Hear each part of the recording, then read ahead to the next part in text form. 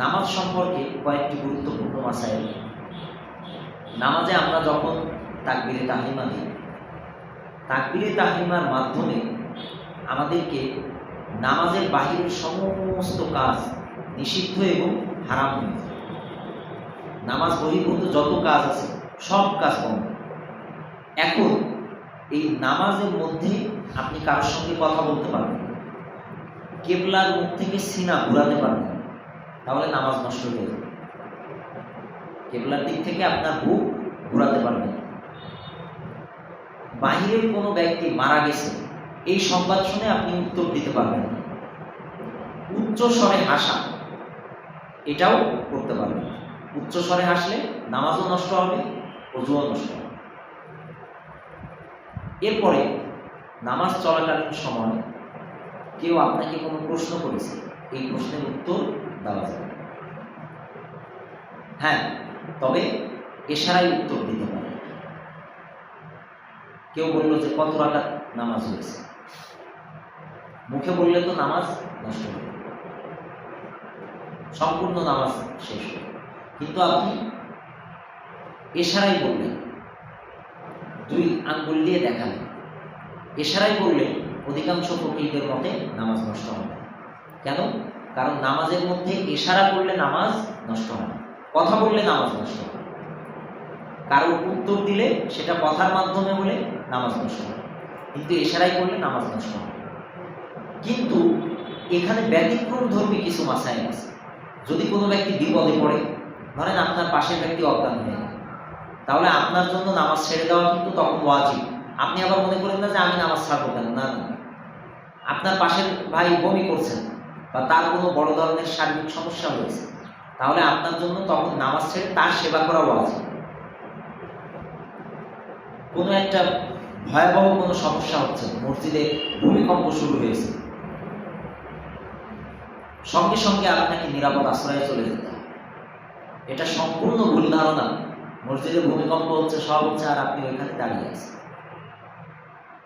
কখনোই এই কাজ করা যাবে না। ওই সময় আপনাকে নামাজ ছেড়ে দিয়ে নিরাপদ আশ্রয়ে যেতে হবে। কেমন? তাহলে এখান থেকে আমরা বুঝলাম নামাজের মধ্যে ব্যতিক্রমধর্মী কিছু মাসাইল আছে, যে মাসাইলগুলো আমরা জানি না। আমাদের কাছে মনে হয় মৃত্যু আসুক আর যাই হোক, নামাজ আমরা কোনোভাবেই ছাড়তে পারব। এটা আমাদের সম্পূর্ণ ভুল ধারণা। একই রকম ভাবে কাতারে দাঁড়ানো, এটা নামাজের অত্যন্ত গুরুত্বপূর্ণ একটি মাসাইল। আপনি এক কাতার দুই কাতার পরে দাঁড়িয়েছেন, তাহলে আপনার নামাজ মাকরুহ হবে, আপনার নামাজ এর সওয়াব আপনি পাচ্ছেন। কেন? কারণ আপনার কাতার ঠিক নেই, অথবা এক কাতারে আপনি একা দাঁড়িয়েছেন, তাহলে আপনার নামাজ মাকরুহ হচ্ছে। আপনার অবশ্যই সামনের কাতারের সঙ্গে যোগাযোগ থাকতে হবে, আর ওই সামনের কাতার আবার তার আগের কাতারের সঙ্গে যোগাযোগ থাকতে হবে। ওই শেষ পর্যন্ত একটা কাতার, যে কাতার ইমামের সঙ্গে যোগাযোগ রেখেছে, এরকম একটা কাতার থাকতে হবে। মাঝখানে যদি এমন কোনো কাতার ফাঁকা থাকে যে কাতারে কেউ নেই, তাহলে ওই কাতারের সামনের ব্যক্তিদের নামাজ হবে, পরের ব্যক্তিদের নামাজ হবে। উদাহরণস্বরূপ মনে করেন রাস্তায় একটা বড় জামাত হলো, ঈদের নামাজ। এখন রাস্তার কারণে কিছু ব্যক্তি তারা এক কাতার বা দুই কাতার পরিমাণ জায়গা ছেড়ে দিয়ে পিছন থেকে কাতার শুরু করছে, আর রাস্তার এই পাশে আবার কিছু কাতার আছে। রাস্তার এই পাশে কিছু কাতার আছে, তাহলে কিন্তু নামাজ হবে।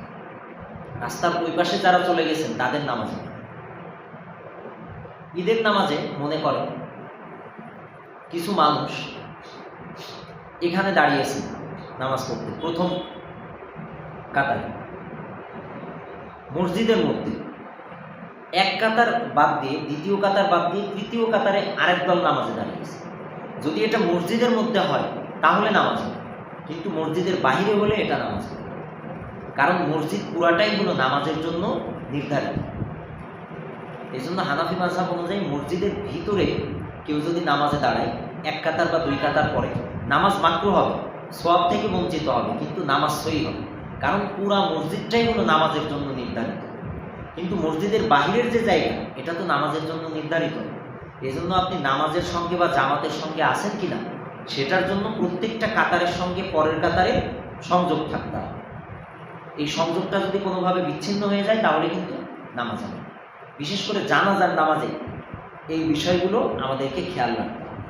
জানাজার নামাজে দেখা গেল এত লম্বা জানাজা হয়েছে যে মাঝখানে রাস্তা ছেড়ে দিয়ে রাস্তার ওই পার থেকে কিছু মানুষ জানাজায় দাঁড়াচ্ছে। তাহলে রাস্তার ওই পারে যারা দাঁড়াচ্ছেন তাদের নামাজ হচ্ছে না।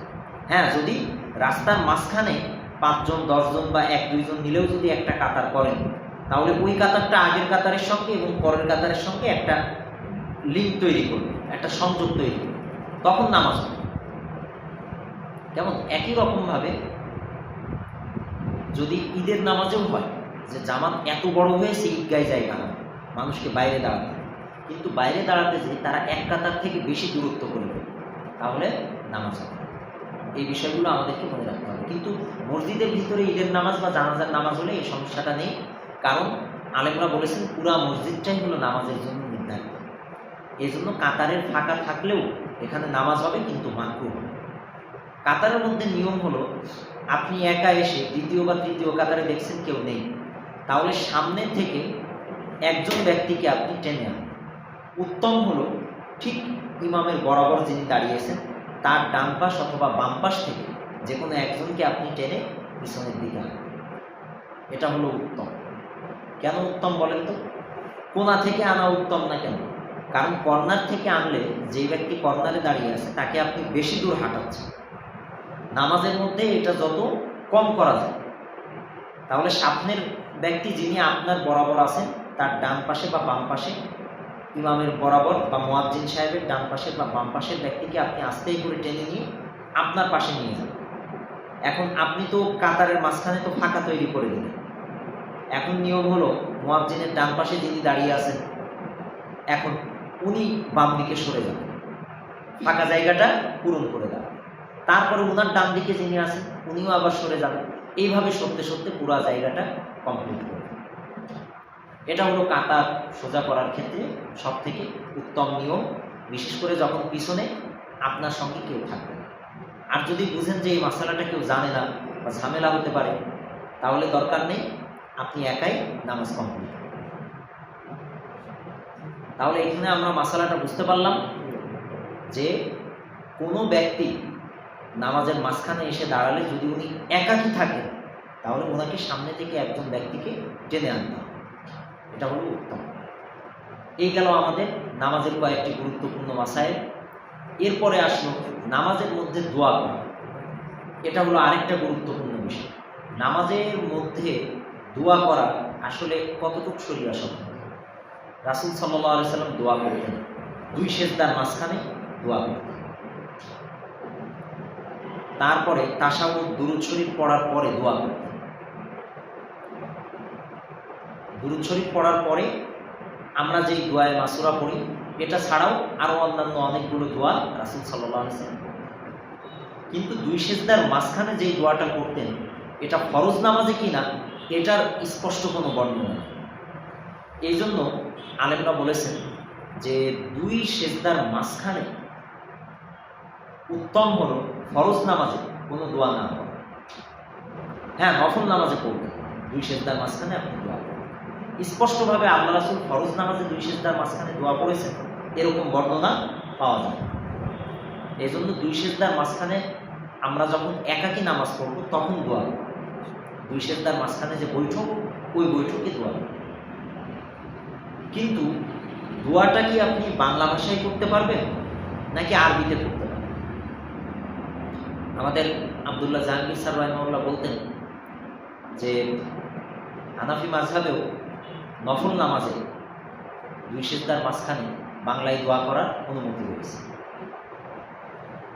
মানে অন্য ভাষায় দোয়া করতে পারে, অন্য ভাষায়, মানে যিনি মুসল্লি উনি ওনার নিজের ভাষায় দোয়া করতে পারবেন। আরবিতে দোয়া করা জরুরি। তবে আমাদের অধিকাংশ হানাফি মাযহাবের আলেমরা এটা বলেছেন যে না, আসলে নামাজের মধ্যে দোয়া করলে অন্য ভাষায় দোয়া করলে নামাজ হবে না, বরং আপনাকে আরবিতেই দোয়া করতে হবে। তবে সমস্যা নেই, নফল নামাজে বাংলায় দোয়া করলেও সমস্যা নেই। আমার কাছেও যেটা মনে হয়েছে, নফল নামাজে যদি কেউ বাংলায় দোয়া করে দুই সিজদার মাঝখানে, কোনো সমস্যা নেই, করতে পারে। দোয়া করা, আরবিতে দোয়া করাটা জরুরি, বরং আপনি আল্লাহর কাছে যেটা চান সেই দোয়া আপনি করতে পারবেন। তবে শর্ত হলো, এমন বিষয়ে দোয়া আপনি নামাজের মধ্যে করতে পারবেন না যেটা বান্দা আপনাকে দিতে পারে, মানুষ দিতে পারে। এরকম দোয়া করলে আপনার নামাজ নষ্ট হয়ে যাবে। উদাহরণস্বরূপ আপনি দুই সিজদার মাঝখানে দোয়া করলেন যে আল্লাহ আমাকে 1,00,000 টাকা দেন, এটা মানুষ দিতে পারে, এই দোয়া করবেন। আপনি দোয়া করবেন আল্লাহ আমাকে উত্তম রিজিক দেন, এই দোয়া করবেন। যদি আপনি এমন দোয়া করেন যেটা বান্দার কাছে প্রার্থনার মতো বা বান্দার কাছে চাওয়া যায়, মানুষের কাছেও তো টাকা চাওয়া যায়, এরকম বিষয় যদি আপনি নামাজের মধ্যে প্রার্থনা করেন, তাহলে হানাফি মাযহাবে আপনার নামাজ নষ্ট হয়ে যায়।